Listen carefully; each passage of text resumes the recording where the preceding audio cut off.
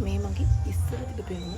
මේ මගේ දැන් තියෙන පෙනුම මම දන්නවා මම ප්‍රෙග්නන්සි එකෙන් පස්සේ සෑහෙන්න වෙනස් වුණා කිලෝ 20-55 තිබුණ කිලෝ 85ක් වුණා මම මාස 3ක් වෙන් කරේ මගේ පොඩි එක හදාගන්න ඊට පස්සේ මට තිබුණ ලොකුම ප්‍රශ්නේ තමයි මගේ ස්කින් එක ඇත්තටම සෑහෙන්න ඩැමේජ් වෙලා තිබ්බා කිසිම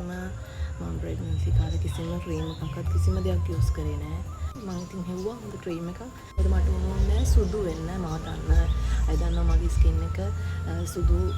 ස්කින් එකක් නෙමෙයි මගේ තියෙන්නේ කියලා සුදු කෙනෙක් නෙමෙයි මම කියලා